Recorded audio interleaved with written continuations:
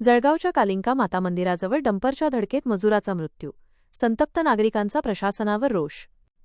जळगाव शहरातील जुने जळगाव परिसरातील जुन्या भुसावळ हायवेवर असलेल्या कालिंका माता मंदिराजवळ शुक्रवारी रात्री एक भीषण अपघात घडला.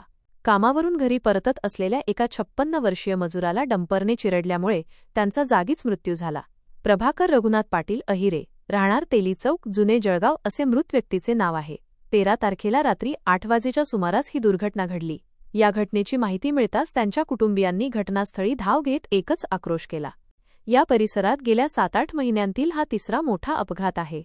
यापूर्वी याच ठिकाणी एका 9वीत शिकणाऱ्या विद्यार्थ्याचा डंपरखाली चिरडून मृत्यू झाला होता, ज्यावेळी संतप्त जमावाने डंपर पेटवून दिला होता. त्यानंतर एका वृद्धाचाही याच ठिकाणी अपघातात मृत्यू झाला होता. वारंवार होणाऱ्या अपघातांमुळे या ठिकाणी सिग्नल यंत्रणा बसवण्यात आली होती, मात्र ती गेल्या अनेक दिवसांपासून बंद अवस्थेत आहे. या घटनेमुळे स्थानिक प्रशासनाविरुद्ध नागरिकांमध्ये प्रचंड संताप निर्माण झाला आहे. माजी उपमहापौर तथा भारतीय जनता पक्षाचे नगरसेवक सुनील खडके यांनी पोलीस प्रशासनावर तीव्र शब्दात नाराजी व्यक्त केली आहे. आम्ही या ठिकाणी सिग्नल आणि गतिरोधक बसवण्याची मागणी केली होती. सिग्नल बसवले गेले, मात्र ते कधी चालू तर कधी बंद असतात. अशा कुचकामी यंत्रणेचा काय उपयोग, असा सवाल त्यांनी उपस्थित केला आहे. कालिंका माता मंदिर परिसर आता सुरक्षेच्या दृष्टीने अत्यंत संवेदनशील बनला आहे. या भागात केवळ रस्ते अपघातच नव्हे तर गोळीबार आणि खुनाच्या घटनाही घडल्या आहेत. सामाजिक कार्यकर्ते ललित विजय नारखेडे आणि उपस्थित नागरिकांनी पोलीस प्रशासनाच्या कार्यक्षमतेवर प्रश्नचिन्ह उपस्थित केले आहे. परिसरात पोलीस चौकी नाही आणि सिग्नल यंत्रणेवर वाहतूक शाखेचे नियंत्रण नसल्यामुळे चालकांचे फावत असून प्रशासनाच्या या दुर्लक्षामुळे अजून किती निष्पाप लोकांचे बळी जाणार, असा संतप्त सवाल रहिवाशांनी केला आहे. या कालिका माता भागातला रहिवासी आहे आणि इथली परिस्थिती 6 महिन्यापूर्वी अशी झाली होती की एक लहान मुलगी आणि एक ते वारले होते. पण अशीच घटना आता हे डबल झाली. पण अशी घटना व्हायला नको, या विषयावर प्रशासनाने दखल घ्यायला पाहिजे आणि इथं जे सिग्नल बंद आहे, कॅमेरे बंद आहे, या गोष्टीची दखल घेऊन तात्काळ सुविधा केली पाहिजे आणि इथं कायम 24 तास ट्रॅफिक पोलीस इथं तैनात केले पाहिजे.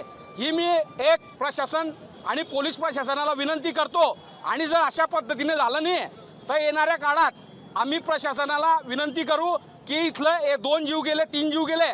जर असं झालं तर काशीबाई उकाजी कोल्हे विद्यालयाचा भाग आहे, तिथं जवळजवळ भरपूर लहान मुलं आहे. ते असं जर झालं तर तिथं मोठी घटना घडू शकते.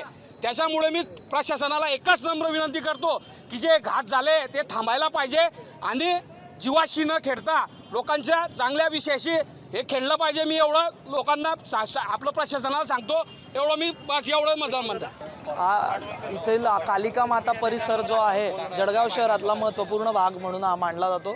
इथं भरपूर मोठा ट्रॅफिक क्लिअरन्स आणि मोठ्या प्रमाणात जनसंपर्क आणि जनसमुदाय असलेला हा परिसर आहे. इथं मग रेसिडेन्शियल एरियाचे एक अयोध्यानगर परिसर असेल, ज्ञानदेवनगर परिसर असेल, जुने जळगाव परिसर असेल किंवा मग पूर्ण सभोवतालील जो परिसर आहे येथील ट्रॅफिक इथं ये जा असते. पण याच्यामध्ये रेसिडेन्शियल एरियाचा जो आपला क्रायटेरिया असल्याने सुद्धा याच्यामध्ये मुळात इथं अवजड वाहन हे नेहमी जातात आणि त्या अवजड वाहनांमुळे रहिवासी नागरिक इथं त्रस्त झालेले आहे. रहिवाशांना बऱ्याचशा याच्यामध्ये बऱ्याचशा अडचणी भेडसावतात आणि यांच्या माध्यमातून आज हे दुर्दैवी अशी निधन आपलं त्या जागीच त्या आमचे ते काका होते तेली चौकातील, ते आकाश पाटील यांचे वडील होते, त्यांचा जागीच मृत्यू झाला. ते आपलं भाजीपाला इथून घेत होते या परिसरातून, तर त्यांचा जागीच मृत्यू होऊन गेला.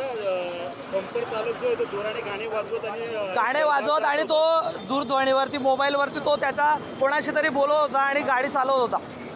गाडी चालवत असल्यामुळे त्याचा काय त्याच्यामध्ये त्याचा तो स्वतः त्याच्यामध्ये एक कंट्रोल करायला सक्षम झालं का काय त्याने, पण ते धडकन टोस मारून त्याने सगळं पूर्ण चित्त पाठ करून टाकलं. त्यांच्या अक्षरशः 2 वेळा टायर त्यांच्या तोंडावरतून गेल्यामुळे पूर्ण त्यांचा जागीच मृत्यू झाला.